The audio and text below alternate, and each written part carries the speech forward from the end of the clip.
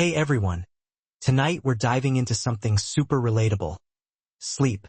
Or, more specifically, how people in the Middle Ages slept, which, trust me, is way weirder than most of us can even imagine. So before you settle in too comfortably, please give this video a like and consider subscribing if you're enjoying the content I create. And definitely drop a comment letting me know where in the world you're watching from and what time it is for you. It's always cool to see our global community. Now, dim those lights, maybe put on a fan for that nice background hum, and let's ease into this journey together. Before the dawn of electricity, TikTok binges, and all the sleep hygiene advice, medieval people approached nighttime with a routine that would utterly baffle any modern melatonin user. It was called segmented sleep, a natural two-part sleep cycle neatly divided, kind of like a really old, hard biscuit. The routine was quite simple. After the sun went down, most people would head to bed early, drifting off into what they called their first sleep. Then, after about 4 hours, they would wake up intentionally and spend an hour or two doing what can only be described as some seriously medieval midnight multitasking. This wasn't considered insomnia. It was just the way sleep worked back then. This period of wakefulness between sleeps was seen as practical, useful, and sometimes surprisingly social. People used this time to pray, read religious texts, tend to their fires, or even check on their livestock. Because nothing ruins your ram's day like wondering if your goat is still safe in the yard. Oh, and yes, this was also considered prime time for intimacy. Medieval doctors and marriage manuals pointed out that the body was well rested and the mind calm during this period, which honestly sounds like a polite way of saying everyone was too tired to argue. In religious contexts, even monks often slept communally.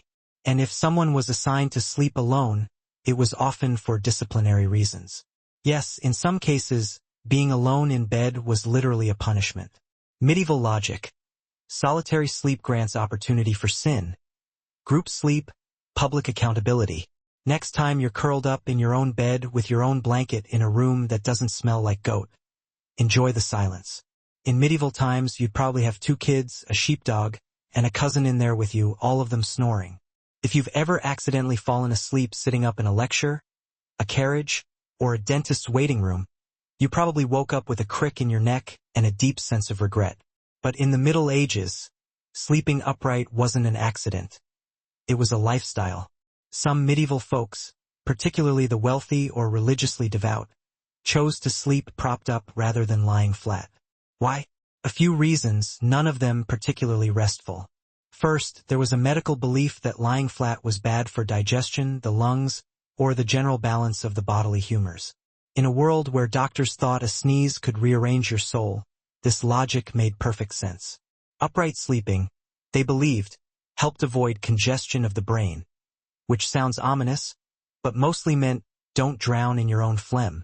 Second, there were spiritual concerns. Lying flat was considered too close to the posture of the dead. You didn't want to confuse God, or worse, attract attention from the angel of death by sleeping in the same position used at funerals. Superstitious? Absolutely. But when your local priest doubled as the community's health consultant, you picked your battles carefully. As a result, people often slept partially reclined, supported by large bolsters, pillows, or the wooden headboard equivalent of a medieval lazy boy. On June 10, 1692, the gallows in Salem claimed its first victim, Bridget Bishop. She was no stranger to scandal. Her reputation made her an easy target. She wore bright red clothing, ran a tavern, and had been accused of witchcraft years earlier. During her trial, neighbors testified that her spirit pinched them in the night, that their babies died after she passed by, and that she kept enchanted dolls. She denied everything, but the court found her guilty. She was led to Gallows Hill, a barren, windswept patch of earth just outside Salem. No prayer, no mercy. The rope was pulled. The crowd watched, and with that single execution, the machinery of death began to churn. The hangings that followed came quickly. On July 19th, 5 more women were executed. Sarah Good, Susanna Martin, Rebecca Nurse, Elizabeth Howe, and Sarah Wilds. Some had good standing in the church. Rebecca Nurse, in particular, was a shocking case. An elderly, pious woman beloved in the community. Even the jury initially found her not guilty, But under pressure from the court and the afflicted girls, the verdict was reversed. Nurse's final words were whispered through the air like a warning. "I am as innocent as the child unborn." But it didn't matter. The noose did not discriminate. In August, more executions followed. On September 22nd, the deadliest day, 8 people were hanged in a single morning. Among them was Martha Corey, a woman who had doubted the trials early on, and her husband, Giles Corey, who met a different fate. Giles refused to enter a plea. The court, unable to proceed with a trial without one, resorted to an ancient English punishment. Peine forte et dure. He was pressed to death. Stones were piled on his chest slowly, cruelly over 3 days. His final words, as legend has it, were "more weight." By the end of the hysteria, 19 people had been hanged, 1 pressed to death, and at least 5 more died in jail awaiting trial. Dozens confessed falsely to save their lives. But the Roman world was collapsing fast. Tensions between Caesar and Pompey exploded into civil war. Curio threw himself into the fight, taking Caesar's side. Fulvia, as always, remained politically involved. She reportedly helped organize support and manage resources for her husband's campaign. In 49 B.C.E., Curio led a military expedition to Africa to secure Caesar's position, but it was a disaster. He was ambushed and killed by the forces of King Juba of Numidia. His death was brutal and his army annihilated. Once again, Fulvia was widowed, and once again, Rome waited to see if she would fade into the background. She didn't. Curio's death only solidified her status as a political widow with dangerous resilience.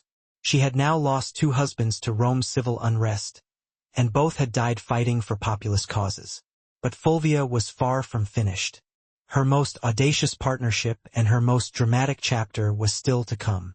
Fulvia's third, and most famous, marriage was to Mark Antony, the ambitious general and loyal ally of Julius Caesar. Their union, forged sometime around 47 B.C.E., wasn't merely a romantic attachment, it was a merger of power. Fulvia had already proven herself as a master of Roman street politics. Antony, rising rapidly through the military and political ranks, needed that kind of savvy support in Rome. Together, they formed one of the most politically potent couples of the late Republic. By the time of their marriage, Fulvia was no stranger to blood and betrayal. She had buried 2 husbands and outmaneuvered countless enemies. Antony was no stranger to scandal either. He drank, he gambled, and his personal life was notoriously chaotic. But with Fulvia, he had found someone who could do more than entertain him. She could defend his interests, hold his alliances together, and rally supporters when he was away on campaign. And Antony, despite his brash exterior, understood her value. By mid-afternoon, the crowd had grown quiet, not out of fatigue but because they sensed what was coming. Standing in the shade of the Lincoln Memorial, Dr. Martin Luther King Jr. approached the podium. He wore a dark suit, a neatly tied tie, and an expression of profound calm that barely concealed the fire burning within him. He carried prepared remarks, typed and collaboratively written with his advisors the night before. But what the world would remember wasn't what had been typed, but what poured forth from his heart. He began with measured intensity, outlining the harsh realities of segregation, police violence, and broken promises. 100 years later, he said, referring to the Emancipation Proclamation, the Negro is still not free. His voice rose and fell like a sermon, employing repetition, rhythm, and silence not as mere pauses but as instruments. The crowd listened intently, some nodding, some wiping away tears, others holding signs that simply read, "Now." But it was what happened next that transformed the entire event and, arguably, the trajectory of the civil rights movement itself. Standing just behind King was gospel legend Mahalia Jackson, who had performed earlier that day. She suddenly cried out, "Tell them about the dream, Martin. Tell them about the dream." And King obliged. He set aside his notes, gripped the podium, and launched into a passage he had delivered before, but never with such passion and power. "I have a dream," he declared, and the crowd leaned in. I have a dream that one day this nation will rise up and live out the true meaning of its creed. Each phrase rang louder, clearer, more resolute. I have a dream that one day the sons of former slaves and the sons of former slave owners will be able to sit down together at the table of brotherhood. I have a dream that my 4 little children will one day live in a nation where they will not be judged by the color of their skin, but by the content of their character. So, if you ever thought you were being romantic waking up early to make your partner coffee, just remember your ancestors were setting a very different standard. The second sleep would follow this little interlude, lasting until sunrise. Everyone participated in this nightly rhythm, from monks to farmers, and even literary figures like Chaucer casually mentioned it in their writings. Which means, yes, even back in medieval literature, people were complaining about not sleeping well. Interestingly enough, modern science has actually suggested that segmented sleep might be more natural for humans. This 2-sleep cycle seems to align with our natural circadian rhythms when we're not exposed to artificial light. So, the next time you find yourself wide awake at 2 a.m., don't panic. Just whisper, "Ah, yes, the watch has begun," and maybe go tend to a symbolic fireplace. It wasn't until the Industrial Revolution, with its factories, gas lamps, and growing fear of lost productivity, that humans began to enforce the idea of 8 uninterrupted hours of sleep, almost as if it were a timed sport. In the medieval world, waking up in the middle of the night wasn't a failure. It was just the schedule everyone was on, whether they liked it or not. Let's talk about beds, or rather the medieval versions of them. Today, we obsess over thread counts, memory foam, cooling gels, and whether a mattress is cloud-like.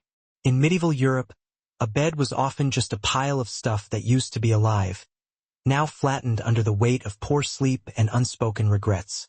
The typical peasant bed consisted of a straw mattress known as a pallet. This was literally straw or hay stuffed into a sack of rough fabric, if they were lucky enough to have a sack. If not, it was just straw spread out on the floor, possibly damp and quite possibly already claimed by a cat. These pallets weren't exactly comfortable, but they were better than nothing, which was the only other option. Nobles sometimes had their beds rigged with angled supports to maintain a semi-seated posture, perfect for digesting one's evening meat pie or fending off surprise demon attacks. Monks took it a step further. In stricter orders, they might even sleep sitting upright on a bench or leaning against a cold wall with nothing but a hood to muffle the discomfort. It wasn't about health. It was about discipline. If you were too comfortable, you might dream. If you dreamed, you might sin. If you sinned, well, welcome to confession at 5 a.m. Needless to say, this wasn't about quality rest. It was about virtue, discomfort, and mildly confusing theology. Forget haunted dreams or goblins under the bed. For medieval people, the real monsters of the night were already in the sheets, small, persistent, and entirely uninterested in. Let's talk about those uninvited medieval bedroom guests, fleas, lice, and the ever-present bed bugs. Let's be frank. Hygiene wasn't exactly medieval Europe's forte.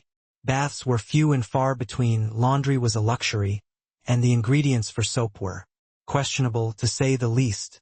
Combine that with straw-filled mattresses, shared bedding, and the occasional wandering chicken, and you've got a 5-star resort for pests. Fleas and lice were so common they were basically part of the family. Peasants lived with them daily, and even nobles weren't spared, despite their fancy sheets and feather beds. Some wealthy households even employed dedicated nitpickers, servants whose sole job was to remove lice from hair and clothing. Imagine that being your official title, Master of the Royal Scalp. Bed bugs, meanwhile, were the ninjas of the medieval sleep world. They lurked in bed frames, mattress seams, and even cracks in the stone walls, emerging at night to feast like miniature vampires. Ever wonder why medieval folks wore nightcaps and slept fully clothed? It wasn't always about warmth. Sometimes it was pest control armor. Over 200 people were accused. The gallows cast long shadows over Salem, not just on the hill, but in every heart. Fear had become law, and justice, blindfolded, had been led to the scaffold. While the executions claimed the spotlight, hundreds of others sat in cramped, foul-smelling jails, waiting for a verdict or a miracle. Salem's small jail couldn't contain them all. Accused witches were held in neighboring towns like Ipswich and Boston, chained to walls, starving, freezing, and forgotten. Most of the accused weren't witches or even outcasts. They were neighbors, friends, parents, children, people whose only crime was having a quarrel with the wrong person or owning land someone else wanted. In many cases, personal grudges disguised as divine justice drove the accusations. A pig wandered into a neighbor's yard and died? Must be witchcraft. Someone refused to help with firewood? Clearly they'd cursed the axe. Mary Easty, sister of the executed Rebecca Nurse, was one such case. She was a respected mother of 7, known for her piety. Initially released by the court, she was rearrested days later after new fits from the afflicted girls. Her second arrest sealed her fate. In a final petition to the judges, Mary begged them not for her own life, but that they put a stop to these proceedings before more innocent blood was shed. She was hanged soon after. Another notable case was Dorothy Good, the 4-year-old daughter of Sarah Good. After her mother's arrest, Dorothy was interrogated and, under pressure, confessed to being a witch.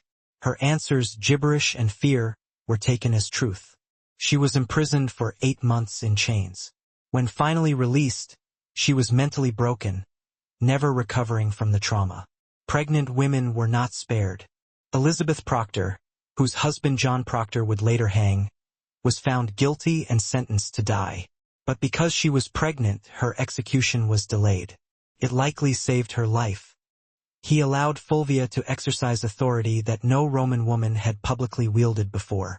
She opened his correspondence, issued orders in his absence, sat in on meetings, and influenced appointments.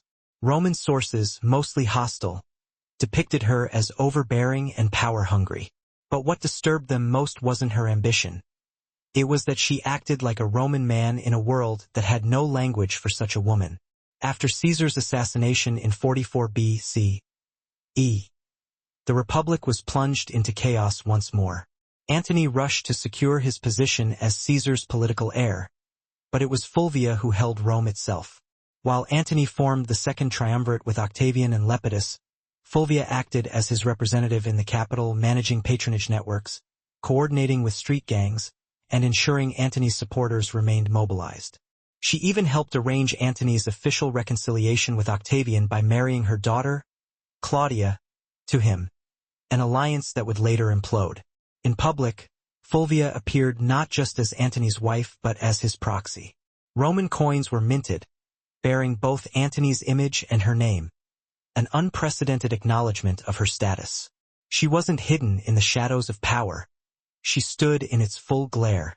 But power in Rome was always borrowed, and Fulvia was about to test the limits of how far a woman could go before Rome snapped back. While Mark Antony pursued military campaigns and political deals across the Roman world, it was Fulvia who controlled the streets of Rome. She wasn't just his wife. She was his regent in all but name. In a period where violence, bribery, and raw influence kept order, Fulvia proved she could play the game as well as, if not better than, any man in the Senate. Rome in the aftermath of Caesar's assassination was a battlefield without swords. Power had become a moving target. Fulvia understood this, and she anchored Antony's authority in the capital by becoming his political substitute. It wasn't a speech anymore. It was a vision, a prayer, a lightning bolt through history. By the time King concluded with the words, "Free at last. Free at last. Thank God Almighty. We are free at last," the crowd erupted in applause, tears, and shouts of joy. They knew they had just witnessed something more than eloquence. They had heard prophecy. The power of the March on Washington lay not only in the speeches and the music but also in the people themselves. The sheer scale of humanity gathered that day was overwhelming. They came from Mississippi, Michigan, Alabama, New York, California, and everywhere in between. Some were seasoned activists who had marched countless times before, while others had never ventured beyond their hometowns until that day. They packed lunches, endured bus rides lasting over 20 hours, and slept in their church clothes just to be present. Many were ordinary individuals, maids, teachers, steel workers, postal clerks, who saw themselves not as political figures but as witnesses. They didn't simply desire change. They embodied it. There were also children in the crowd, young black girls with ribbons adorning their hair, boys with hand-drawn signs.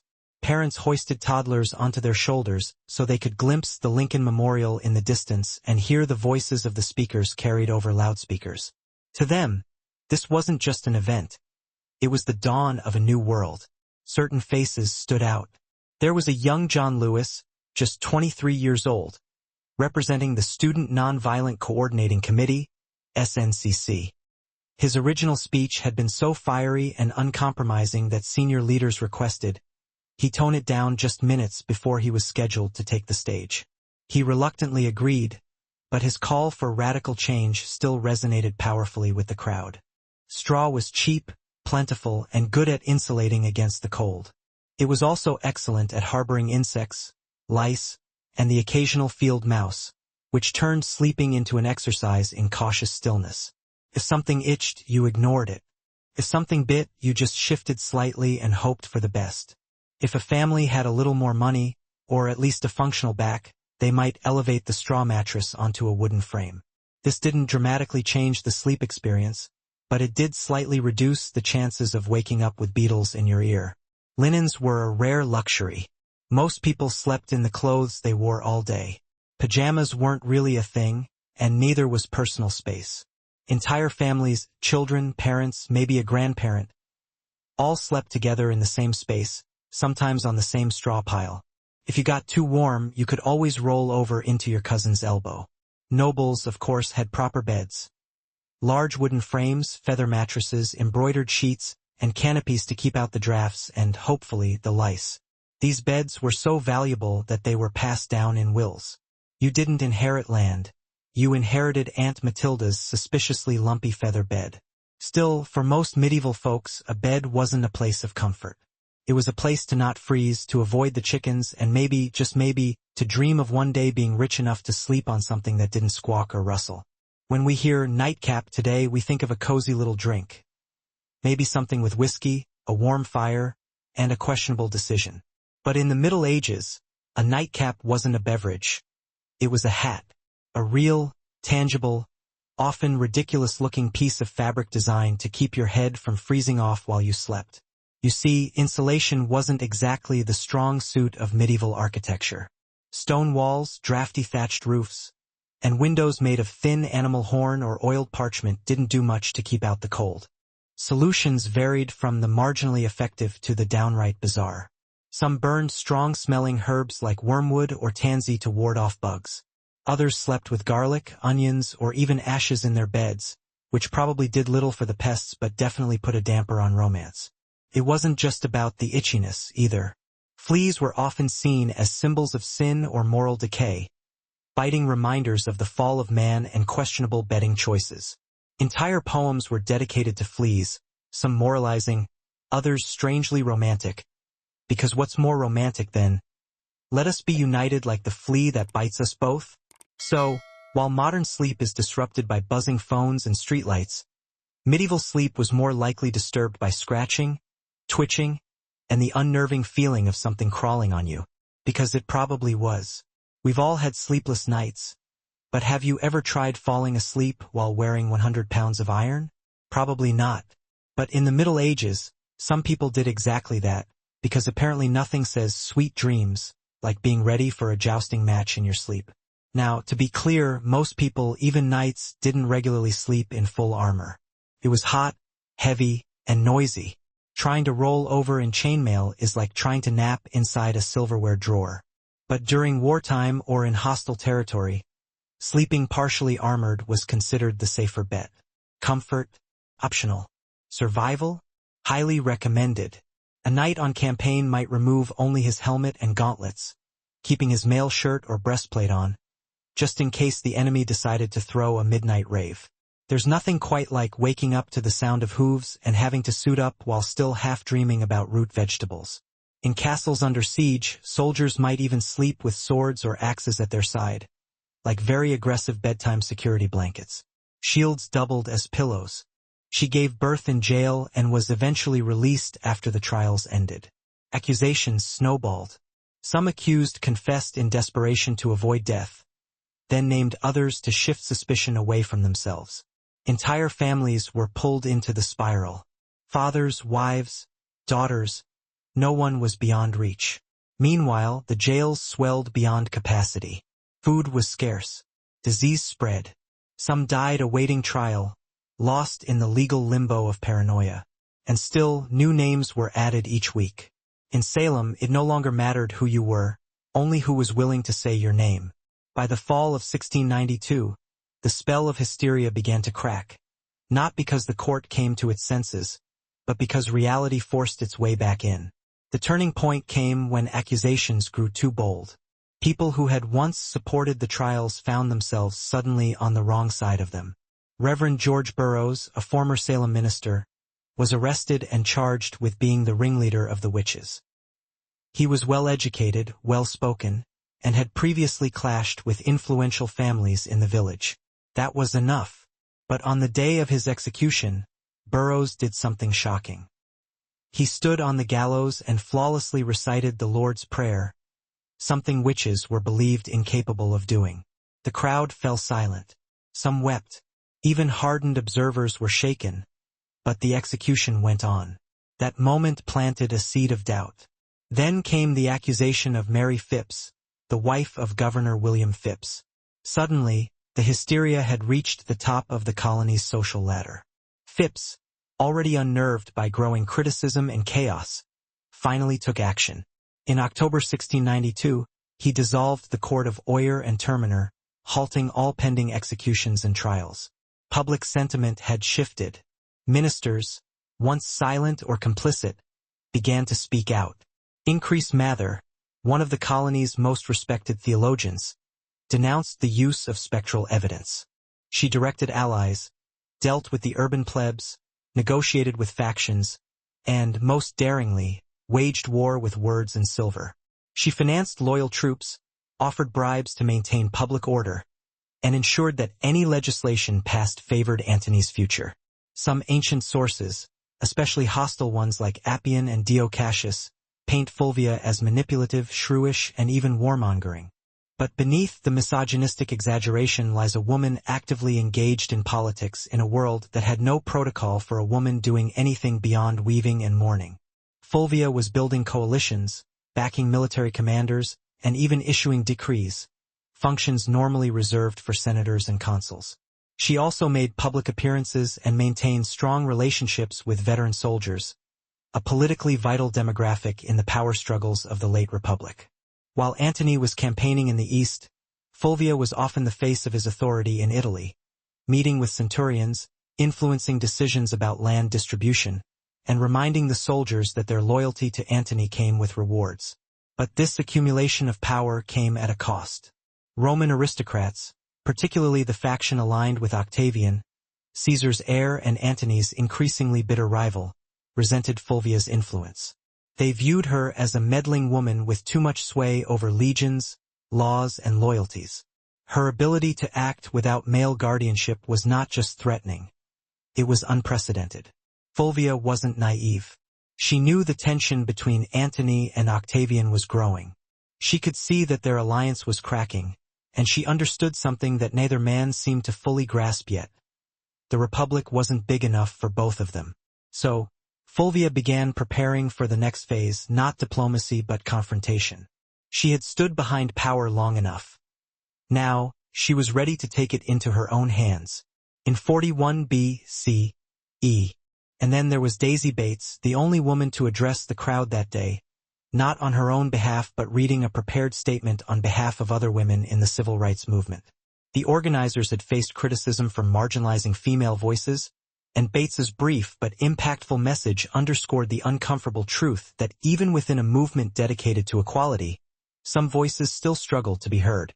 Also present were union organizers, rabbis, nuns, priests, and students from diverse backgrounds. They didn't all agree on every strategy. Some favored King's nonviolent approach, while others leaned toward Malcolm X's more militant stance. But for that single day, those differences were set aside. Unity prevailed. It was a visual symphony of American possibility. White and black hands joined in solidarity. Freedom Now buttons pinned to chests, and the sound of 250,000 souls breathing as one. The faces in the crowd weren't just observing history unfold. They were shaping it, and none of them would ever forget what they witnessed. While the world saw unity, inspiration, and poetic justice on the steps of the Lincoln Memorial, the reality behind the scenes of the March on Washington was far more complex. What appeared to be a flawlessly synchronized movement was, in truth, held together with a patchwork of compromises, hard work, and last-minute adjustments.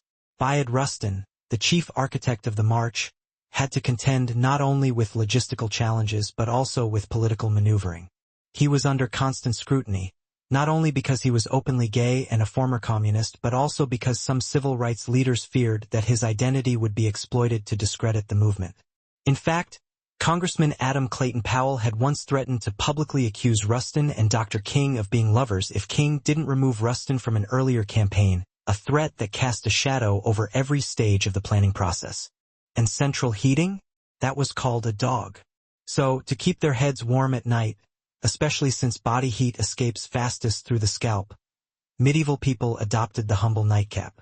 These hats came in all shapes and sizes, but the most iconic version was long and pointed, like something you'd expect on a wizard who moonlights as a chimney sweep. They were usually made from wool, linen, or whatever scrap of warmth could be spared without angering the family goat. For men, it was a practical accessory. For women, it sometimes doubled as a coif or head wrap, which also served the dual purpose of maintaining modesty and covering hair that hadn't seen soap since last Lent. But beyond warmth, nightcaps also had social significance. In some regions, married women were expected to cover their heads at all times, yes, even while asleep. And the cap itself could be embroidered or dyed to reflect a family's wealth or status, because nothing says success like going to bed with a mini flag on your skull. In more urban settings, the nightcap even became a symbol of being off-duty. If you opened your door wearing one, it was a polite medieval way of saying, "I'm not dressed for conversation." And yes, this hat definitely meant go away. Of course, nightcaps were often paired with nightshirts, which were essentially long, loose tunics, picture Ebenezer Scrooge, minus the haunted moral lesson. Sleepwear wasn't sexy, but it was practical, itchy, and occasionally flammable. Today, the idea of sleeping next to a stranger is generally limited to red-eye flights, overly ambitious camping trips, or the occasional bizarre Airbnb mix-up. But in medieval Europe, this was completely normal and not at all optional. Let's say you're a traveling merchant, a pilgrim, or just someone whose mule gave up halfway to Norwich. You find an inn, a rare luxury in itself, and ask for a place to sleep. What you get is not a room or a bed, or even a particularly clean floor. And if the enemy breached the walls, well, at least you wouldn't have to worry about getting dressed. Priorities. Of course, sleeping in armor wasn't exactly restorative. Iron isn't breathable, and chainmail has a nasty habit of pinching. Add cold stone floors, minimal bedding, and the ambient sounds of snoring comrades and crackling torches, and you've got a sleep environment that makes an airport terminal feel like a spa. Even those not actively fighting sometimes wore light protective gear while sleeping in dangerous areas.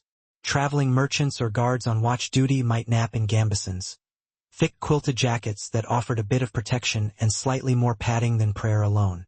And let's not forget, armor wasn't exactly silent. One wrong move and you'd clank so loudly that everyone would wake up, convinced the apocalypse had arrived. In a time when nightly demons, lice infestations, and pigs in your bed weren't considered unusual, you might think sleepwalking was just another minor inconvenience. But no, it was way more dramatic than that.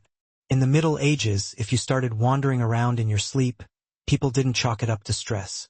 They assumed you were possessed, bewitched, or had some unfinished business with the Holy Roman Empire. Sleepwalking, or noctambulation, if you wanted to impress the local monk, was poorly understood and often feared. The idea that someone could rise from their straw pallet, shuffle across the room, and stare blankly at a wall was less harmless sleep disorder and more devil's practice run. Accounts from the time suggest people were genuinely terrified of sleepwalkers. Imagine this. A person in a long nightshirt, candle in hand, eyes glazed, mumbling Latin they didn't actually know, stepping over livestock. You'd assume ghost, heretic, or both. And depending on your local priest, An exorcism might be scheduled before breakfast. It were better, he said, that 10 suspected witches should escape than one innocent person should be condemned. A radical thought in a society that had for months believed exactly the opposite. People who had once cheered the trials began to question them. The jails were still full, but the appetite for more blood had dulled. Too many respected figures were being accused. Too many innocent people had been buried. The villagers had begun to see that this wasn't divine justice. It was madness. Confessions dried up. Some accusers backtracked.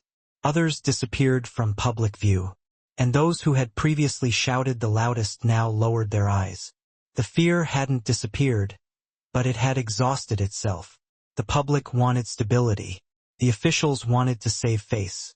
And Salem, bruised and ashamed, was finally ready to wake from its nightmare. The storm was breaking, but the damage had already been done. By late 1692, the judicial system that had fueled the hysteria began to collapse under the weight of its own absurdity. With the Court of Oyer and Terminer disbanded in October, a new, more cautious court, the Superior Court of Judicature, was formed in early 1693. This time, things were different. Spectral evidence was no longer allowed, and the judges were noticeably more skeptical of the accuser's wild claims. As a result, the convictions slowed dramatically. Many accused witches were acquitted outright. Of the 56 cases brought before the new court, the majority were released. Even those who had already confessed began to recant their testimonies, admitting that fear, torture, or pressure had forced them to lie. The dramatic performances of the afflicted girls lost their persuasive power. The most prominent case in the unraveling of the trials was that of Reverend Samuel Willard, a respected minister who came under suspicion. Fulvia did the unthinkable. She went to war against Octavian, the future Augustus. And she didn't do it quietly. With her husband, Mark Antony, still stationed in the east, Fulvia and Lucius Antonius, Antony's younger brother and a consul, took it upon themselves to challenge Octavian's authority in Italy. The cause? Ostensibly, it was to defend Antony's interests and protect the land rights of Roman veterans loyal to him. But underneath it all, Fulvia's fingerprints were everywhere. This was not just politics. This was a military rebellion led by a Roman woman, the first and only time in Roman history that a woman would actively provoke and organize a civil war. The conflict, known as the Perusine War, was triggered by Octavian's controversial land redistribution program, which displaced many Italians to reward his soldiers. Fulvia seized on the growing discontent, portraying Octavian as a tyrant and traitor to Caesar's legacy. With Lucius acting as her frontman in the Senate and Fulvia organizing behind the scenes, they raised 8 legions and seized the city of Perugia, modern-day Perugia. Make no mistake, this was Fulvia's war. Ancient sources suggest she was more invested in the conflict than Lucius himself. She rallied troops, stirred the public, and even corresponded with generals. Rome buzzed with rumors of her commanding legions, issuing orders, and forcing Lucius into confrontations he didn't want. Octavian, though surprised, acted quickly. He besieged Perugia through the winter of 41 to 40 BCE, cutting off supplies and hammering the city into submission. Fulvia, stuck between dwindling food and political betrayal, watched her bold gamble unravel. By early 40 BCE, the city surrendered. Lucius Antonius was spared, likely as a gesture to avoid alienating Antony, but Fulvia was exiled. The woman who had once commanded riots, marriages, armies, and public opinion was now deemed too dangerous for Roman soil. Then there was the issue of women's representation. Despite the crucial roles played by women like Ella Baker, Diane Nash, and Dorothy Height, none were invited to deliver major speeches on their own. Rosa Parks was present in the crowd that day, revered by all, but she was not given a microphone. Behind the compelling optics of the march lay an uncomfortable truth. The movement still grappled with its own internal hierarchies and blind spots. Even within the Big Six organizations, tensions simmered. SNCC leaders grew increasingly disillusioned with the slow pace of change and the older generation's insistence on moderation, advocating for a more confrontational approach to systemic racism. core harbored similar frustrations, but maintaining a united front was deemed too important, at least for that one day. Meanwhile, the federal government watched with growing unease. J. Edgar Hoover's FBI assigned over 100 agents to spy on organizers, bugging hotel rooms, shadowing key figures, and compiling dossiers. They were convinced that the march would descend into violence or that communists would seize control of the event. When neither of those scenarios materialized, they simply intensified their surveillance, particularly targeting Dr. King. And let's not forget the financial aspect. The march cost over $250,000, the equivalent of millions today. Most of the funds were raised through labor unions and sympathetic donors, but organizers were still scrambling for resources until the very last minute, even borrowing walkie-talkies from the Boy Scouts. The March on Washington was undeniably historic, but it was also deeply human, imperfect, messy, political, and ultimately unfinished, much like the country it sought to heal. As the sun began to sink behind the Washington Monument, the crowds slowly dispersed.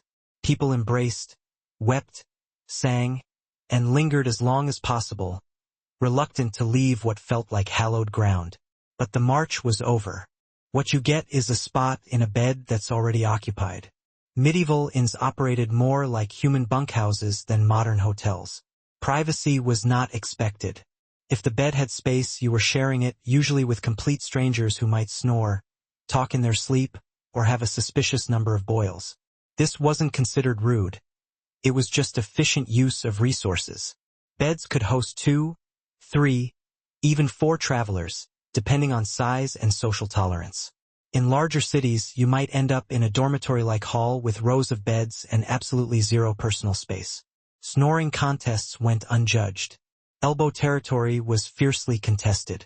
Sometimes men and women were separated, but not always.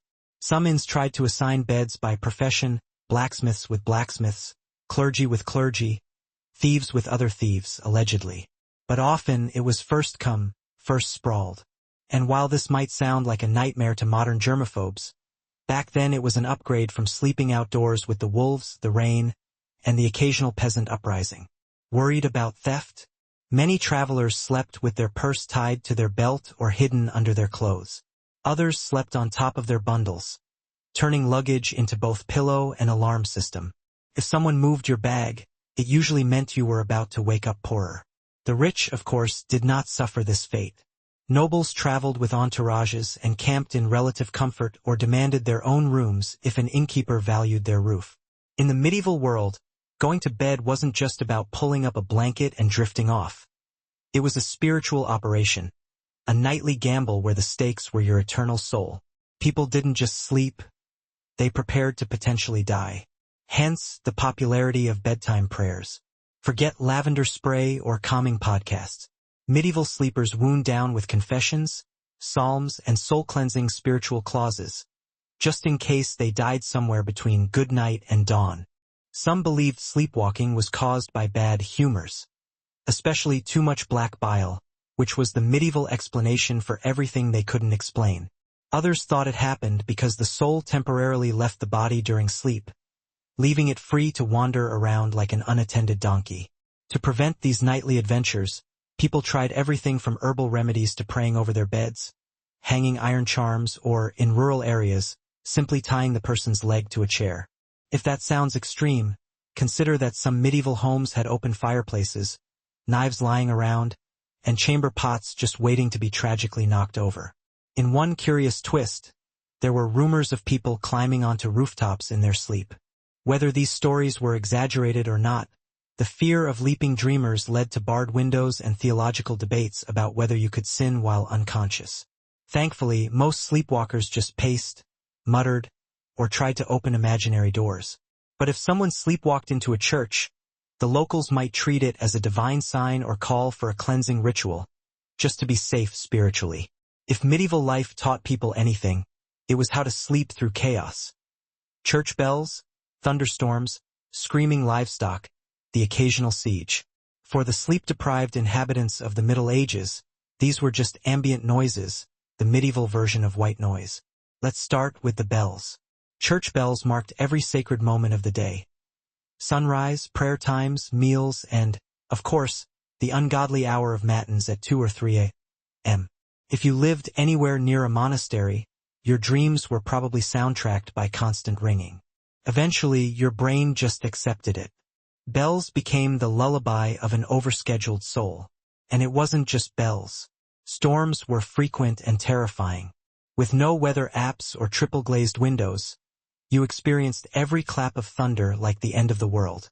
While he was never formally charged, the fact that such a high-ranking, devout man could be suspected highlighted how arbitrary and corrupt the process had become. The court, once ferocious, was now cautious. They began quietly releasing those still in jail first, those with little evidence against them, and eventually even those who had confessed to witchcraft under duress. Meanwhile, families of the executed began to demand justice. John Proctor's children petitioned for the return of his property. Rebecca Nurse's family launched a campaign to clear her name. In time, community shame replaced community fear. Church congregations fractured. Friendships were severed. The very fabric of Salem's social order had been shredded. Governor Phipps, realizing the colony's growing international embarrassment, pardoned the remaining prisoners in 1693. But even freedom came at a cost. Many families had to pay their own jail fees before being released. Imagine losing your home, your health, and nearly your life, only to be handed a bill for the privilege of surviving. By the end of the ordeal, 19 people had been hanged, 1 pressed to death, 5 died in jail, and over 200 had been accused. The court didn't just collapse. It imploded, leaving behind a crater of guilt, grief, and disbelief. The trials had ended, but the healing had not even begun. Salem was a village forever altered by the people it had lost, the justice it had forsaken, and forced to confront its own reflection in the mirror of truth. Salem was far from finding peace. The gallows stood silent, and the jails were emptied. Yet the town remained haunted not by spectral figures, but by the weight of its collective guilt. What had begun as the affliction of a few young girls had spiraled into an act of communal destruction, tearing families apart, ruining reputations, and extinguishing innocent lives.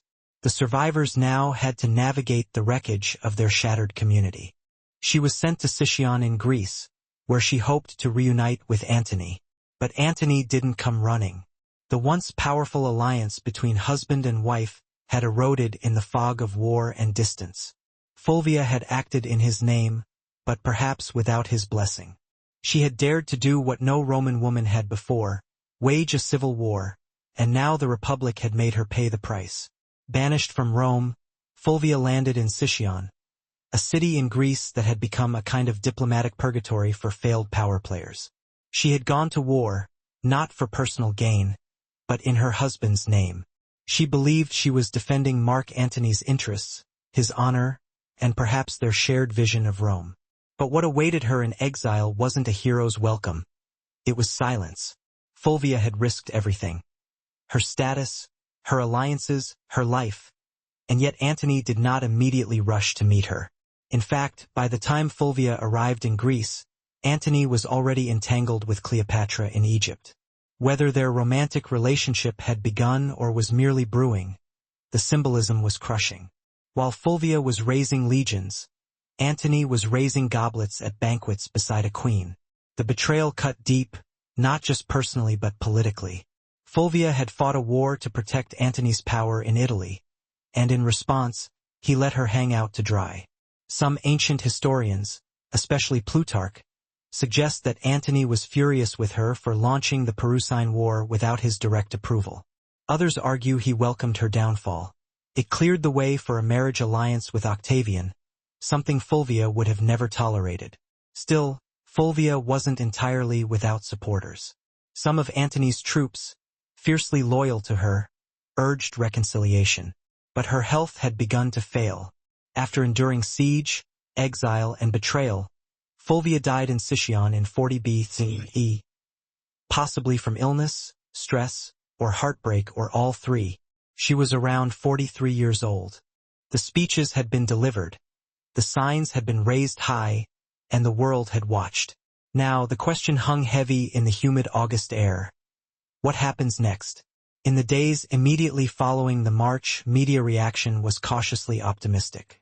Major newspapers acknowledged the historic significance of the event, often with a tone of detached curiosity. Some described it as orderly and dignified, which was often code for no one rioted. Few outlets gave much attention to the specific demands of the march, such as the call for a federal jobs program or a minimum wage of $2, equivalent to around $20 today. But everyone covered Dr. King's speech, that at least could not be ignored. President John F. Kennedy, who had initially opposed the idea of the march, watched it unfold on television with growing admiration and, perhaps, surprise. He called the event impressive and met with civil rights leaders at the White House immediately afterward, but legislative progress remained slow. His proposed Civil Rights Act was still stalled in Congress, mired in the resistance of Southern opposition. Some activists were disappointed, having hoped that the march would trigger immediate action. Instead, it was back to the grind, organizing, marching, resisting, and mourning those who paid the ultimate price for justice. That reality struck with particular force just weeks later. On September 15, 1963, 4 black girls were killed in the 16th Street Baptist Church bombing in Birmingham. The dream had been articulated, yes, but the nightmare was far from over. Still, something had shifted. The March on Washington marked a new chapter in the civil rights movement. It demonstrated that mass protest could be disciplined, powerful, and impossible to ignore. It united a broader coalition than ever before: labor unions, faith leaders, celebrities, students, and working-class Americans, all in one place, bound together by a shared commitment to justice. The idea was simple: you could die at any moment from illness, fire, demons, or, most dangerously, being over 30 in the year 1247. So, you'd better say your prayers, not because it was comforting, but because hell was terrifying, and you didn't want to show up uninvited, unwashed, and spiritually disheveled. A common version was, "If I should die before I wake, I pray the Lord my soul to take." Sweet, right? Except it's basically a legal document written by a 7-year-old acknowledging death as a likely bedtime outcome. Many adults had a whole catalog of prayers for different threats. One for when you were feeling guilty, one for when you thought the devil might be hiding in the rafters, one for plague prevention, which unfortunately aged poorly. Some even prayed to specific saints known for watching over sleepers, kind of like holy bouncers guarding your soul at the club door. The really devout monks, nuns, and overly anxious nobles ended their day with Compline, the final prayer service before bed. After Compline, they took a vow of silence, which wasn't hard because everyone was already exhausted, underfed, and mildly afraid of the dark. Children were also encouraged to pray, in part because it was good for their souls, and in part because it gave them something to do other than ask why the dog was in their bed again. Parents reminded them that angels were watching, which sounds adorable until you realize it was less guardian angel and more celestial surveillance system. In short, prayer before sleep was less about peace and more about last-minute damage control. Think of it like medieval antivirus software. You hoped it worked even if you didn't fully understand how. In the modern world, dreams are usually dismissed as random nonsense. Stress, too much cheese, or your brain trying to file paperwork in the dark. But in the medieval world, dreams were taken very seriously, as in eternal consequences seriously. Roofs leaked, windows rattled, and chimneys howled like ghosts. Still, people slept. They had to. Work didn't stop for insomnia. Neither did plowing, praying, or running from Vikings. Speaking of which, invasions and apocalyptic events weren't always a reason to skip bedtime either. In the 14th century, people somehow managed to sleep through famine, war, and even the Black Death. When death carts rolled by in the morning, it was considered more of a grim wake-up call than a cause for panic. And if you didn't wake up, well, some believed that was a blessing. There are even accounts of people sleeping through earthquakes, barn fires, and angry mobs. Sleep deprivation was common and bodies adapted. If you worked from sunrise to sunset, barely ate enough to survive, and spent your day dodging mud, taxes, and spiritual damnation, you were going to fall asleep hard. Then there were those who used sleep as a kind of escape hatch. Faced with illness, grief, or the fear of the world literally ending, which was forecast roughly every century, Some people just curled up under a cloak, mumbled a prayer, and took a nap. There's a certain wisdom in that. In the winter of 1692, the village of Salem, Massachusetts, was blanketed in more than just snow. It was blanketed in tension, suspicion, and a quiet fear that seeped into the timber-framed houses and frozen fields. The people of Salem were Puritans. Strict, devout, and deeply superstitious. They believed they were building a holy community in the wilderness, a city on a hill watched by God and stalked by Satan. Life was already hard. The village had recently split from Salem town over politics and religion. Crops had failed. Smallpox had ravaged nearby communities. Wars with native tribes had left many traumatized. There was friction between neighbors, inheritance disputes, and a deep resentment towards outsiders or anyone who didn't quite fit in. Neighbors struggled to meet each other's gaze. The same people who once shared prayers now burdened by the memory of their testimonies against one another. Some of the afflicted girls quietly slipped away, seeking anonymity elsewhere, while others faded from public view. A few, like and Putnam Jr., would later express profound remorse. In 1706, she stood before her congregation, offering a public apology for her role in the trials, attributing her actions to the delusion brought on by Satan.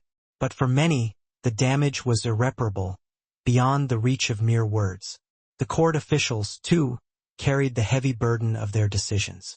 Judge Samuel Sewall, a prominent figure in the trials, was among the few who openly admitted his wrongdoing. In a remarkable act of public penance in 1697, he stood during a church service as a minister read out his confession and plea for forgiveness. It was a rare moment of accountability during a time when most sought to bury the past. But forgetting proved to be an elusive endeavor. The families of the condemned began to demand compensation for the injustices they had suffered. Over the years, petitions flooded the Massachusetts government, seeking official pardons, the return of confiscated property, and public acknowledgement of the innocence of those executed. Slowly, the government began to respond to these appeals. In 1711, the colony passed a bill restoring the rights and reputations of some of the victims and offering limited financial restitution to their heirs. Yet, even this act of reconciliation was incomplete, as some families, such as the Chorus and the Proctors, were excluded entirely. Whispers of witchcraft never completely vanished from New England, but in Salem, the shame became deeply intertwined with the town's identity. The village eventually changed its name to Danvers, perhaps in an attempt to distance itself from its infamous past. Her death provided Antony with a clean political exit. He met with Octavian shortly afterward and agreed to marry Octavian's sister, Octavia, as part of a renewed peace treaty. The triumvirs were temporarily united again, but only because Fulvia, the one woman bold enough to challenge their designs, was gone. Fulvia's legacy would soon be overshadowed by Cleopatra, whose myth eclipsed nearly every Roman woman of the period. But make no mistake, Fulvia was the prototype. She didn't wield power from behind a curtain. She marched into it, stood at the center, and dared to command armies in a world that treated women as furniture. Rome didn't know what to do with her, so it erased her. But the ashes of her rebellion would linger, and her story was far from ordinary. After Fulvia's death in 40 BCE, the men she had once maneuvered, Antony, Octavian, and even her former allies, began the quiet work of rewriting her legacy. She couldn't defend herself, so the narrative was shaped by her enemies and the uneasy survivors of her ambition. And like so many powerful women in history, Fulvia became a scapegoat. Ancient sources, mostly penned by men with vested interests, painted her as the reason for the Perusine War, the rift between Antony and Octavian, and even the general disorder of the Republic. Appian, Dio Cassius, and Plutarch depict her as overbearing, jealous, and driven by a lust for power. They blamed her for dragging Lucius Antonius into conflict, for antagonizing Octavian, and even for Antony's eventual estrangement from Rome. But were these accusations fair? Hardly. Fulvia had operated within a political climate where violence and manipulation were expected, at least if you were a man. She was no more ambitious than Caesar, no more aggressive than Pompey, and far less ruthless than Octavian would eventually prove to be. Her only true deviation was that she was a woman acting like a Roman man, and Rome didn't know how to digest that. And most importantly, it gave the movement a voice, a dream, a speech that would be quoted, studied, and echoed across the world. The march had concluded, but the journey had just begun, and that journey would soon lead through bloodshed, legislation, and transformative change. The March on Washington did more than just stir the conscience of America. It reshaped its moral landscape. What began as a daring act of protest became a cornerstone of the civil rights movement's legacy, permanently altering how Americans understood justice, democracy, and the power of collective action. In terms of immediate legislative victories, the march didn't yield instant results, but it generated momentum. Less than a year later, in July 1964, President Lyndon B. Johnson signed the Civil Rights Act into law, outlawing segregation in public spaces and prohibiting employment discrimination based on race, color, religion, sex, or national origin. And in 1965, the Voting Rights Act followed, striking at the very heart of Jim Crow laws. Would these bills have passed without the march? Possibly. But would they have possessed the same moral authority, the same undeniable public support? Probably not.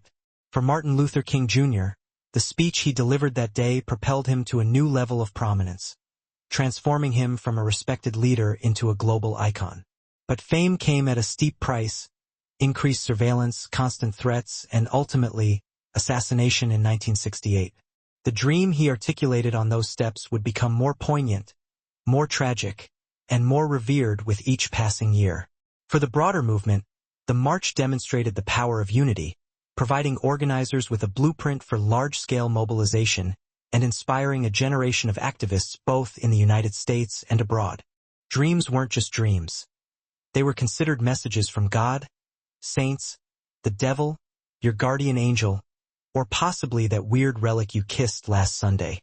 Some dreams were divine revelations. Others were demonic temptations. Either way, you were supposed to pay attention and possibly write it down, confess it, or fast for 3 days just to be safe. Theologians, monks, and self-proclaimed visionaries spent an alarming amount of time interpreting dreams. Entire texts were dedicated to decoding them. A dream of fire might mean hell. A dream of water could mean purification or drowning. A dream of a man with a goat's head juggling fish? You'd better call a priest immediately and possibly move. Medieval people believed that what happened in dreams mattered because your soul was still active while you slept. This meant that your actions in a dream could reveal hidden sins or spiritual weaknesses. That mildly embarrassing dream about stealing a loaf of bread? That might be your subconscious confessing your guilt for real-world gluttony, or just hunger. But still, better to confess it anyway, just in case. Monks and nuns often recorded their dreams and shared them with spiritual superiors. Some were celebrated for having holy visions during sleep. Others were quietly told to eat fewer onions before bed. Of course, dreams weren't just spiritual puzzles. They also made excellent plot devices. Medieval literature is full of dream sequences where knights encounter angels, demons, or metaphorical creatures spouting poetry about virtue. Dreams were basically the Netflix of the medieval world, except with more allegory and fewer happy endings. The church, predictably, was suspicious. Not all dreams were divine, and some were believed to be planted by demons to corrupt the innocent. If you dreamt of something unwholesome, it could mean your soul was under attack, or that you just slept too close to the fireplace fumes again. Add to this the long, dark, bitter New England winter, and something was bound to break. That breaking point came in the home of Reverend Samuel Parris, the village minister. His 9-year-old daughter, Betty, and 11-year-old niece, Abigail Williams, began to behave strangely. They screamed uncontrollably, threw things, and contorted their bodies in unnatural ways. At times, they fell silent for hours, eyes wide with terror. Neighbors whispered that they were cursed. The girls claimed they were being pinched and bitten by invisible forces. Reverend Parris, unsure of what to do, called in the local doctor, William Griggs. After failing to find any physical cause, Griggs delivered the diagnosis that would plunge the village into chaos: witchcraft. That single word ignited the fears already simmering in Salem. In a place where witches were believed to be real and dangerous servants of the devil, the idea wasn't far-fetched. And now, if the devil could infiltrate the minister's own household, what did that mean for the rest of the community? The girls, encouraged by both adults and peers, began naming names. First, they accused women on the margins, social outcasts and misfits, but soon the accusations would reach the respectable, the wealthy, even the pious. Salem was a small village, but what was about to happen would echo far beyond its borders. What began as whispers in the dark would soon become cries from the gallows, and a legacy of paranoia that still haunts American history books. Once the idea of witchcraft took root in Salem, it spread like ivy, quietly at first, then choking everything it touched. The afflicted girls, Betty Paris, Abigail Williams, and soon others like in Putnam Jr. and Mercy Lewis, seemed to grow bolder with each passing day. They convulsed in court, screamed during prayers, and claimed they could see dark spirits hovering over certain villagers. Gallows Hill was never officially marked, as if the town hoped to bury not only the bodies of the executed but also the haunting memory of what had transpired. However, the memory persisted, woven into sermons, passed down in stories, and lingering in the uncomfortable silences between former friends. Salem had not been cursed by witches, but by fear, pride, and unchecked power. And that curse would linger long after the executions ceased. The Salem witch trials concluded more than 3 centuries ago, but their legacy continues to resonate, not only in textbooks and historical tours, but also in our understanding of justice, fear, and the fragility of truth. What occurred in 1692 was not simply an isolated incident of mass hysteria, but a breakdown of logic, compassion, and legal integrity in the face of widespread panic. Ordinary people, farmers, midwives, ministers, became executioners simply by believing too readily and questioning too little. The courts, designed to protect the innocent, became instruments of oppression. Religion was weaponized, testimony transformed into theatrical performances, and silence equated to guilt. One of the most chilling aspects of the Salem tragedy is the speed at which it unfolded. Within a matter of months, fear overwhelmed fact. Old grudges, disguised as spiritual warfare, became death sentences. It didn't require demons or devils. It only took the belief in them. But the trials also imparted hard-earned lessons that would ripple through American society. In the years and centuries that followed, the Salem episode would be repeatedly cited in debates about due process and civil liberties. The U.S. Constitution, written nearly a century later, would explicitly prohibit ex post facto laws and bills of attainder measures that had effectively sealed the fate of the accused in Salem. She wasn't cloistered in the home, weaving quietly or serving as a political ornament. She was writing letters to generals, organizing street mobs, and commanding loyalty from troops, and that made her dangerous. Not just to Octavian but to history itself. Even Mark Antony, the man whose legacy she had fought to preserve, conveniently blamed Fulvia for the civil strife. After reconciling with Octavian and marrying his sister, Antony used Fulvia's death as a diplomatic cleansing. Her memory became the price of his political survival. There were no monuments raised in her honor, no grand funeral, no mourning speeches in the Senate, just silence. Yet her enemies couldn't erase her entirely. Fulvia had done too much. She had raised armies, steered elections, negotiated alliances, and fought a civil war. She was the first Roman woman whose name appeared on coinage, not as a deity or metaphor but as a political agent. The damage to her reputation was deliberate, but so was her presence in the historical record. Despite every attempt to bury her behind caricature and slander, Fulvia refused to vanish. Her defiance still echoes. You just have to listen past the men. Fulvia's story ends in silence, but her legacy is anything but quiet. In the centuries that followed her death, historians and writers struggled to place her in Rome's grand narrative, because Fulvia broke every rule of what a Roman woman was supposed to be. She didn't just advise power from the shadows. She became power, and that made her both unforgettable and deeply unsettling to a patriarchal world.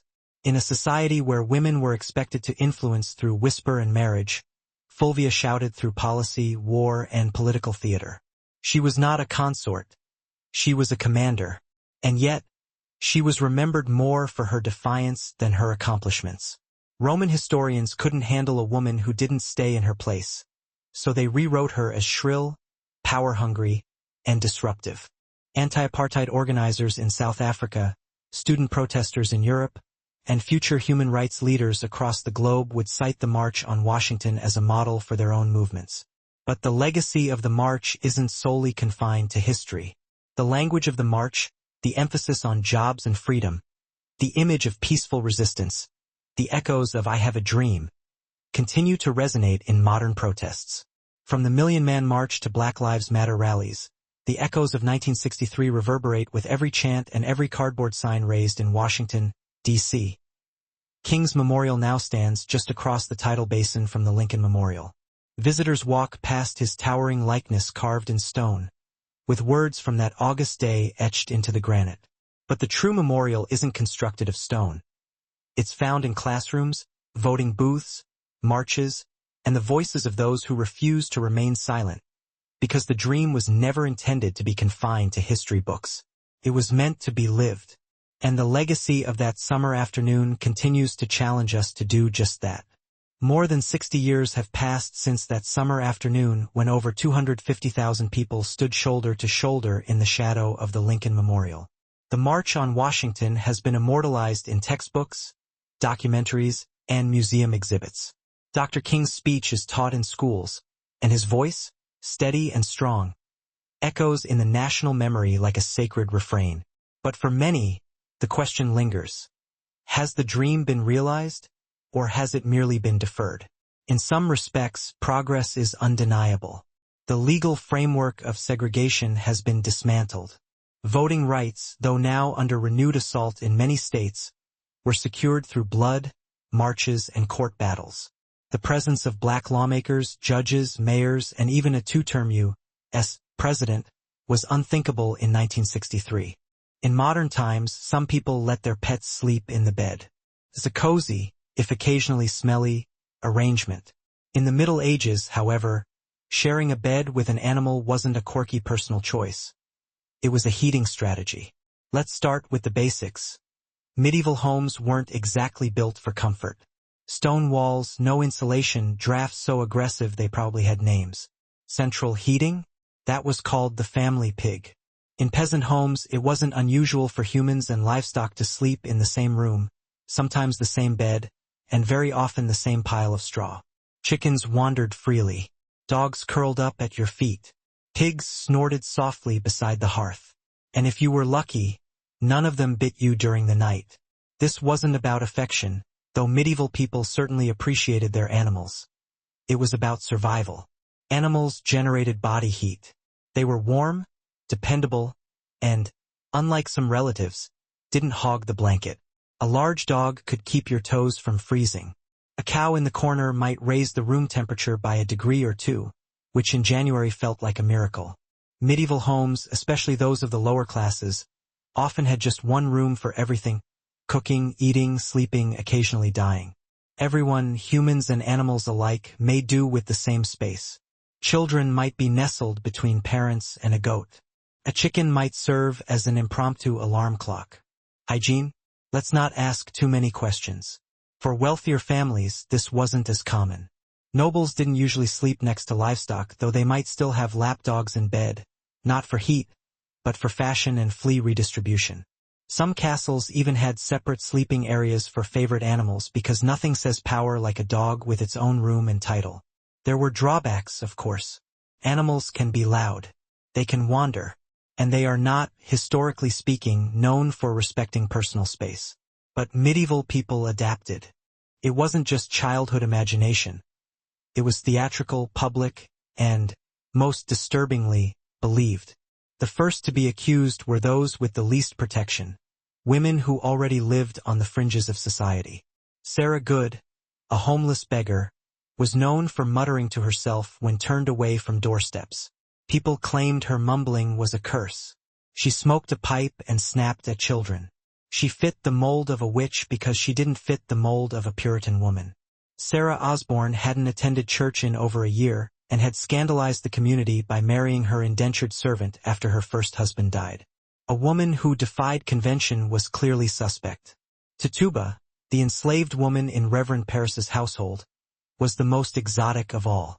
Originating from Barbados, her storytelling, accent, and folklore frightened the villagers. Under pressure, possibly even physical abuse, Tituba confessed to witchcraft. But instead of clearing the air, her confession blew it wide open. She told a story of a tall man in black, a figure associated with the devil, who asked her to sign a book. She said she saw strange animals, yellow birds, red cats, and even spectral dogs. But most damning of all, she claimed there were other witches in Salem. That was all the court needed to hear. Once Tituba opened the door, others rushed through it. New names were added weekly. Neighbors turned on neighbors. Old grudges were disguised as righteous accusations. Property disputes turned into spectral assaults. If someone's cow died suddenly, it must have been witchcraft. If a baby cried during a prayer, surely that was the devil's doing. The fear became so infectious that not even the innocent dared to speak out. To defend an accused, which was to invite suspicion upon yourself. Silence was safety, and so the web of accusations widened, trapping the village in its sticky, unseen threads. Logic was fading. Hysteria was now in control. The guarantee of the right to legal counsel, the right to confront one's accusers, and the requirement for concrete evidence were hard-won principles forged, in part, from the ashes of Gallows Hill. In modern times, the phrase witch hunt has become shorthand for political persecution or moral panic, though it's often used with little regard for the real terror those words represent. In truth, Salem was not a metaphor. It was a town where people were hanged for imaginary crimes, betrayed by the very systems designed to protect them. Perhaps the most enduring lesson is this: fear, when unchecked, can become its own form of tyranny. And when fear is legitimized by power, by courts, by churches, by governments, it becomes almost unstoppable. The Salem witch trials serve as a cautionary tale, not just of one village's descent into madness but of how easily reason can crumble when fear is given authority. The gallows may be gone, the courtroom silent, but the warning still stands. Truth is fragile, justice is not automatic, and history has a habit of repeating itself unless we remember. Fulvia was born around 83 BCE, into the elite, yet somewhat eccentric Fulvii family, an old plebeian house that had long since clawed its way into the upper echelons of Roman politics. Although not one of the oldest patrician clans, the Fulvii had produced consuls, generals, and orators, their bloodline carrying both ambition and a penchant for disruption. Fulvia's father, Marcus Fulvius Bambalio, was known more for his stumbling speech than his political legacy. His nickname, Bambalio, literally referred to his stammer. But Fulvia was no stammerer. She was born to command. From a young age, Fulvia would have been immersed in the sharp-edged world of Roman power. Senators and generals debated policy in her home, and elections and treachery were daily news. She would have seen how politics wasn't just played out in the forum but in marriages, funerals, rumors, and backroom deals. But read between the lines, and a different figure emerges. Fulvia was the first Roman woman to mint. Fulvia even had coins minted bearing her likeness. She skillfully navigated the treacherous waters of Roman politics, organizing powerful factions, strategically using marriage as a political tool, and manipulating the Roman populace with remarkable effectiveness. During the civil wars of the 1st century BCE, she wasn't a mere observer. She was a key player whose influence instilled fear in senators and shaped the destiny of triumvirs. Her downfall wasn't due to incompetence, but rather a confluence of unfortunate timing and societal bias against her gender. Had she been born a man, history might have remembered her as another Caesar or a more captivating Cato. Instead, she was branded as a wicked woman who overstepped her boundaries. Yet her legacy subtly endured. Later Roman women, such as Livia Drusilla, Agrippina the Younger, and even Cleopatra, though from a different era, would all operate within the space that Fulvia helped create. They would manipulate emperors, command armies, and influence successions.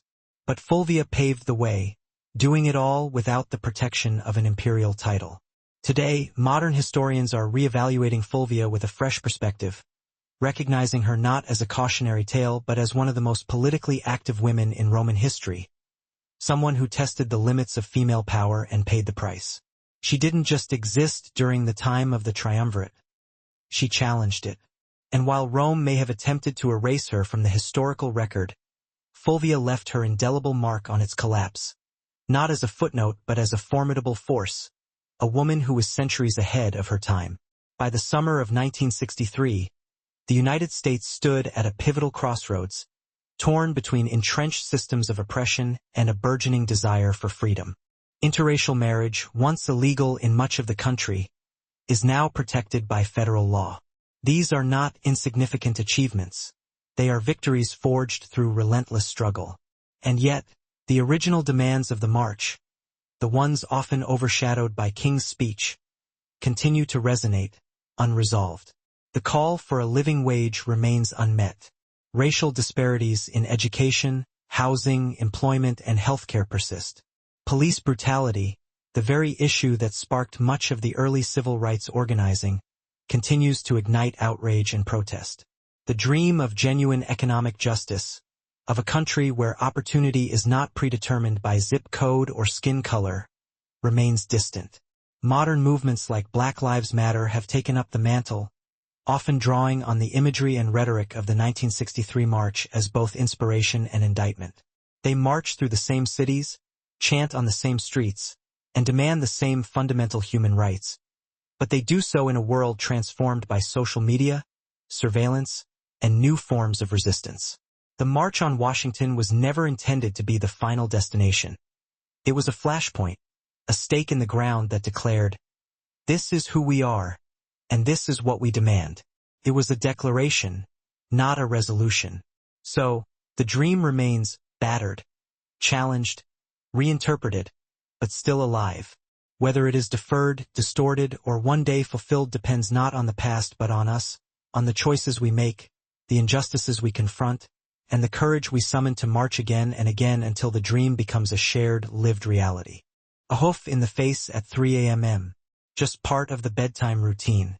If you've ever had to share a room at a youth hostel and thought, "This is a bit much," allow us to introduce the medieval monastic dormitory, a place where comfort went to die quietly under a vow of silence. Monasteries didn't believe in personal space or softness or fun. Really. The typical dormitory housed dozens of monks all sleeping in a single large room, usually arranged in neat rows like morally upright sardines. Beds, if you could call them that, were often wooden planks, sometimes with a straw mattress if the abbot was feeling generous, or if it was a feast day. You slept fully clothed, not out of modesty, but because getting dressed in the dark at 2 a.m. for prayers was more painful than just going to bed already prepared. The monastic uniform, including robe, belt, and sandals, doubled as spiritual armor and poor insulation. If you got cold, you layered up. If you got hot, well, no, you didn't. There were no pillows, no privacy curtains, and absolutely no talking. Silence was enforced, not suggested, under the rule of Saint Benedict. If you rolled over and groaned too loudly, you might find yourself on chamber pot duty for a week. Snoring, however, was a gray area. You couldn't control it, but if it became disruptive, the Lord might still hold you accountable, or at least your cellmates would. Lighting was minimal, one candle maybe. You didn't need to see, you just needed to lie still and not sin. That was the goal. Despite the austerity, monks believed their Spartan beds were training for the afterlife, preparation for the soul's journey by denying the flesh any excess. Sleep was not a pleasure. It was a necessity monitored and scheduled like everything else. Some monks even slept sitting up just to avoid any hint of luxury, or dreams or circulation. Compared to this, peasant straw piles and snoring pigs almost seem luxurious. At least the pig didn't judge you. As accusations mounted and the village reached a fever pitch, the colonial government stepped in. Governor William Phips, recently appointed and eager to maintain order, established a special court to deal with the chaos. It was called the Court of Oyer and Terminer, from the French meaning to hear and determine. But what it really became was a factory for fear-driven justice. The court convened in Salem Town in June of 1692, and it was no ordinary tribunal. Its rules were warped by panic. Instead of requiring hard evidence or reliable witnesses, it allowed something far more dangerous: spectral evidence. Spectral evidence was testimony that a spirit or specter of the accused had afflicted the victim. In other words, if a person claimed to have seen your ghost-like form in a dream choking them, that was admissible in court. Never mind that the accused could be asleep at church or miles away. It was their spirit doing the devil's work. You couldn't cross-examine a dream, and, worse, you couldn't disprove it. Children were now treated as star witnesses. Their seizures, screams, and gasps in court became more theatrical by the day. One girl, Mary Walcott, would fall into fits the moment a suspected witch entered the room.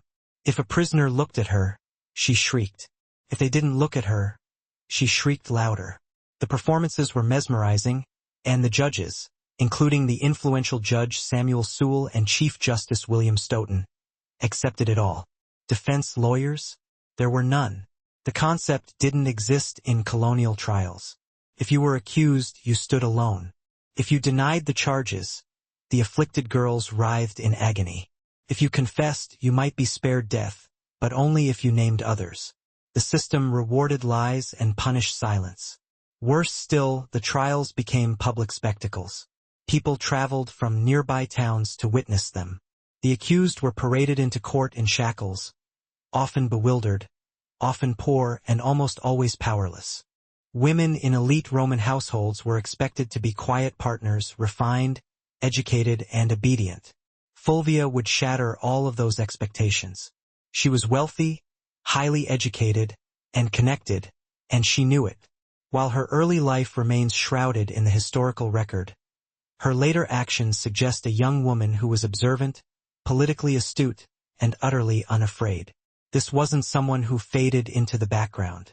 She possessed a strong personality, a sharp political mind, and a will to act, even in the male-dominated sphere of Roman governance. This was also a period of unprecedented instability. The Republic was unraveling. Civil wars, populist revolts, and power struggles between generals like Sulla, Pompey, and Caesar were turning Rome into a pressure cooker. The old rules were collapsing, and Fulvia came of age right in the midst of it. Rather than recoil from the chaos, Fulvia would learn to exploit it. Her early life didn't produce the kind of modest matron Rome idealized. It produced a woman who saw politics not as a man's world to be feared, but as a battlefield to be mastered. She would go on to marry 3 powerful men, each a radical player in Roman history. But Fulvia wouldn't just marry power. She would command armies, lead revolts, and become the first Roman woman to appear on coinage, not as a goddess but as herself. Rome wasn't ready for Fulvia, but she was ready for Rome. Fulvia's first marriage was to Publius Clodius Pulcher, and it was anything but conventional. Clodius was no ordinary Roman noble. He was a populist agitator, a political arsonist with a flair for chaos, scandal, and street-level power. To many of the Roman elite, he was dangerous. To the masses, he was a hero, and to Fulvia, he was a strategic opportunity. Their marriage, sometime in the early 50s BC, united Fulvia with the man who had turned the Roman Republic into his personal stage. Clodius was infamous for his theatrical defiance of tradition. In the Deep South, segregation was not just a social practice. It was the law of the land.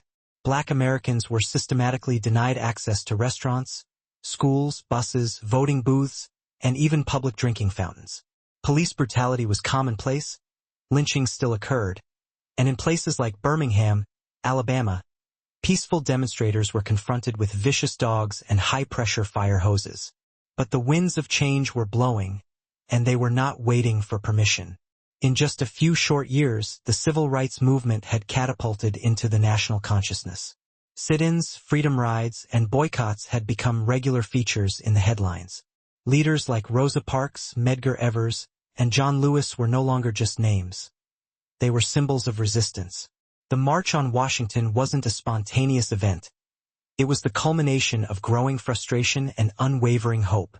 Black Americans were no longer willing to wait patiently for equality. They were demanding civil rights and determined to make their voices heard in the nation's capital, where it mattered most. The idea of a massive march in Washington, D.C.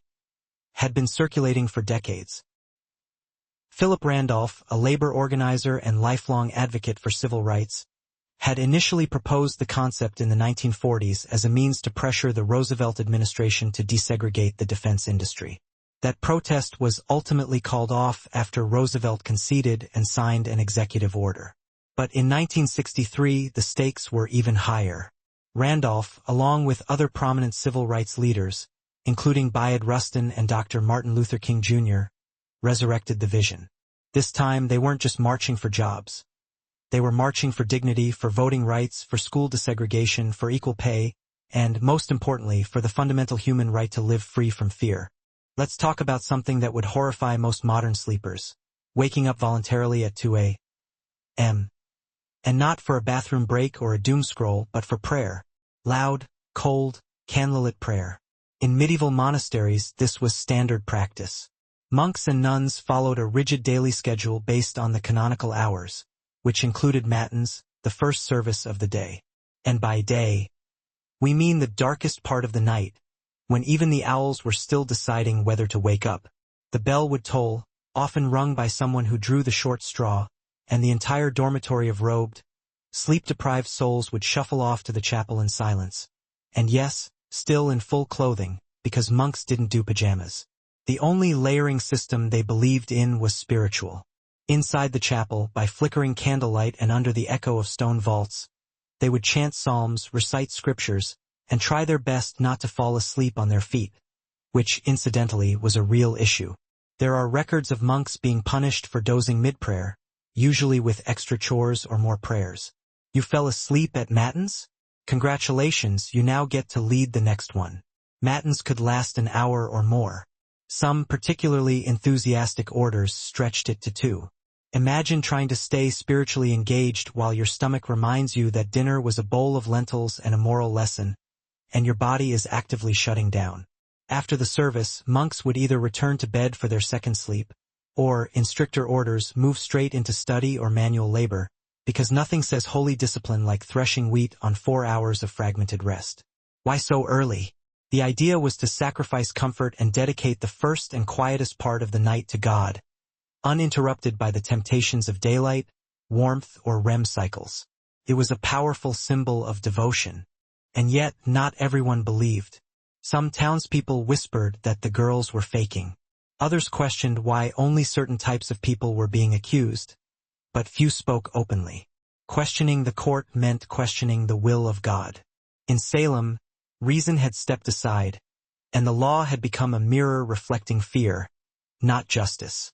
He had once disguised himself as a woman to infiltrate a sacred, female-only religious ceremony in Caesar's home. Scandalous behavior that only seemed to increase his popularity. He later renounced his patrician status to run for the tribunate of the plebs, an office that gave him veto power over the Senate. Clodius understood Rome's street politics better than most, and Fulvia, far from being a passive consort, was right there beside him. She wasn't a silent partner. Roman sources suggest that Fulvia actively participated in her husband's political world. She engaged with his supporters, was visible during his campaigns, and managed their household as a hub for Clodius's politics. Together, they represented a new kind of Roman power couple, bold, populist, and unapologetically aggressive. But the alliance came at a cost. In 52 BCE, Clodius was murdered on the Appian Way by the bodyguards of his political rival, Titus Annius Milo. His death sent shockwaves through Rome, but Fulvia was not about to mourn quietly. She staged a political funeral that historians still talk about today. She paraded Clodius's mutilated body through the Roman Forum, bloodied wounds exposed for maximum effect. The public was horrified and enraged, and riots erupted. The Senate House was burned to the ground. Fulvia had turned personal grief into a public uprising. This was her first major political act, and it worked. Her ability to manipulate public emotion, use spectacle as strategy, and wield her husband's legacy as a weapon made her a new kind of player in Roman politics. Clodius was gone, but Fulvia had stepped out of the shadows, and Rome would never see her the same way again. Fulvia didn't linger in mourning. In Rome, political capital had a short shelf life, and she understood that better than anyone. Over a dozen major civil rights organizations put aside their differences and united to plan the march, recognizing the immense power of a unified front. The countdown had begun. Buses were being chartered, flyers were being distributed, and word of mouth spread faster than any newspaper could. Across the country, Black Americans prepared for what would become one of the most unforgettable and transformative moments in American history. The dream of equality was taking shape one footstep at a time. Organizing any kind of protest in Washington, D.C. was a significant undertaking, but planning one for over 100,000 people, possibly more, seemed like an insurmountable challenge, a logistical nightmare involving food, water, transportation, sound systems, restrooms, medical teams, permits, crowd control, and safety plans. And yet, against all odds, they made it happen. At the heart of this orchestrated chaos was Bayard Rustin, a brilliant strategist who, despite facing discrimination for being openly gay and often working behind the scenes for political reasons, possessed an unparalleled ability to organize and mobilize. Rustin had studied nonviolent resistance directly under Mahatma Gandhi's followers in India. He had marched, been imprisoned, beaten, and subjected to FBI surveillance. But nothing deterred him. He viewed the March on Washington as an opportunity to demonstrate to the world the power of disciplined, nonviolent protest when executed with meticulous precision.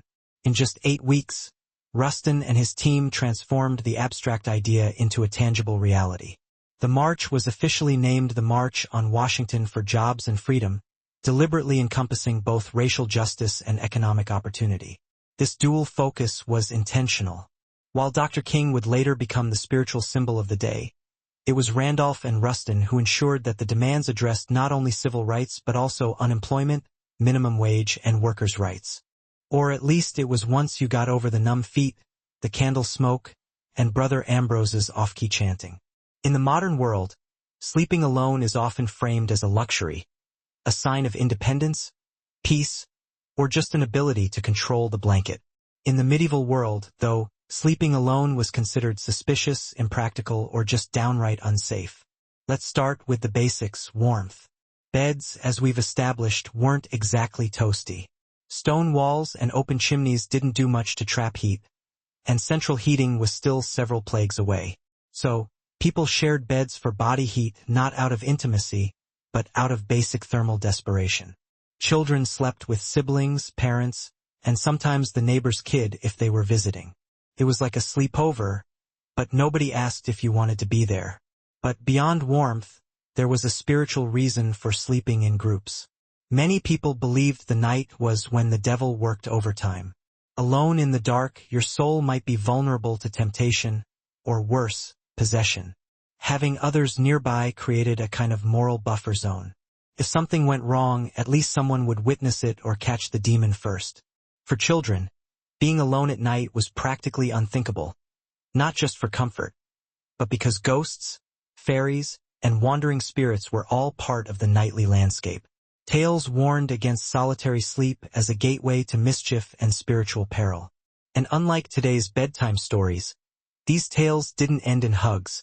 They ended in disappearances. Even married couples often shared their beds with children, servants, or random guests. Privacy was not a concept so much as a modern myth. In fact, the idea of two people sleeping alone in a giant bed was so foreign that it would have been considered either wasteful or deeply, deeply suspicious.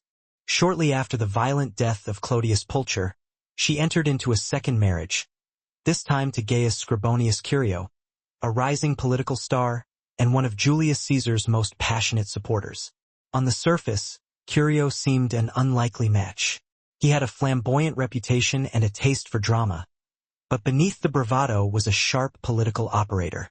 As tribune of the plebs in 50 B.C.E., Curio wielded enormous influence during one of Rome's most volatile periods. The Republic teetered between war and peace, between Caesar's ambitions and the Senate's resistance. Fulvia saw in Curio not just a husband but a bridge to the next power block. This was no romantic rebound. It was a calculated alliance. With Clodius gone, Fulvia needed a new political anchor, someone who could carry forward the populist legacy her first husband had built, and someone who had Caesar's backing. Curio fit both bills. Through him, Fulvia remained tightly embedded in the shifting power dynamics of Rome. She didn't just marry into the movement. She helped shape it. Fulvia ensured Clodius's supporters stayed active, rebranding their cause under Curio's leadership and keeping the urban masses politically engaged. Meanwhile, tensions simmered beneath the surface. President John F. Kennedy and his administration were deeply concerned, fearing potential riots, backlash, or worse, bloodshed. Civil rights leaders assured them that the protest would remain peaceful. Nevertheless, the National Guard was put on standby, hospitals in D.C. were placed on alert, and liquor sales were prohibited for the day. Federal employees were even given the option to stay home. Then there was the question of unity among the big six civil rights organizations, the NAACP, CORE, SNCC, SCLC, the National Urban League, and Randolph's Brotherhood of Sleeping Car Porters, which often clashed over tactics. Some advocated for more radical action, while others favored a more diplomatic approach. SNCC's young firebrands were growing impatient with King's nonviolent approach, but they all agreed on one thing: the time for silence had passed. Ruston's plan was executed with military precision. Every bus and train was meticulously tracked. Every speaker was allotted a specific time slot.